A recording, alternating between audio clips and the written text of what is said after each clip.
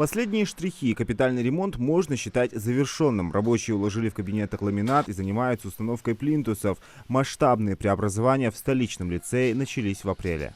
За последние 12 лет с момента постройки в лицее проводили только косметический ремонт. Работы проводятся в рамках программы модернизации школьных систем образования. Благодаря капитальному ремонту обновляется практически все. Строители полностью заменили крышу, двери, обновили наружный фасад, цокольный этаж, освещение, потолки, уложили ламинат и плитку. Процесс диктатуры полностью аржбел хождения тхо истебям фасад отмозг цоколь щемель хам есть аржбел хождения хатва. Чахна дорож уже завершаем слаботочки, яни электрика, яни ламинат атихабям. Потолок хадят, щемил гам хадят. На следующей неделе будет заводить. Объем работы, признаются строители, был огромный. До капремонта в образовательном учреждении выявили много проблем. В здании стояла сырость, протекала крыша. Самый больной вопрос – крыша. Тут была крыша. Везде протекала после дождя. Все. Полностью крышу поменяли, фасад сделали. Ну, все, что надо, все закончили уже.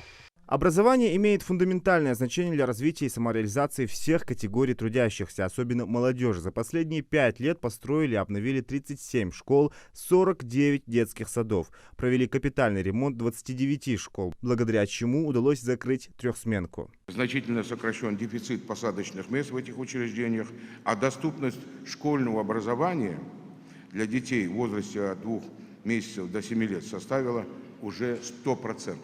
Предлагаю продолжить работу по строительству и капремонту объектов образования, направленную на переход всех учреждений в односменный режим, обучение и полную ликвидацию дефицита посадочных мест.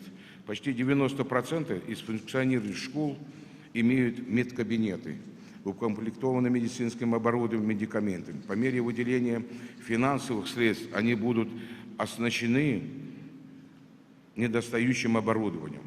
С 2012 года у нас запущено более 100 центров естественно-научно-технологической направленности, точки роста, а в 2024 году планируется еще 10 центров. Работами занимается фирма «Стройкомфорт». Всего на капремонт объекта выделили около 120 миллионов рублей. На всех этапах строительства проводимые работы и качество закупаемых стройматериалов контролируется технадзором. Замечаний подрядчику на данный момент нет, потому что здесь применяются самые лучшие материалы. Завозим и у нас покупаем, и со стороны завозим. Рабочей силы нехватки нету.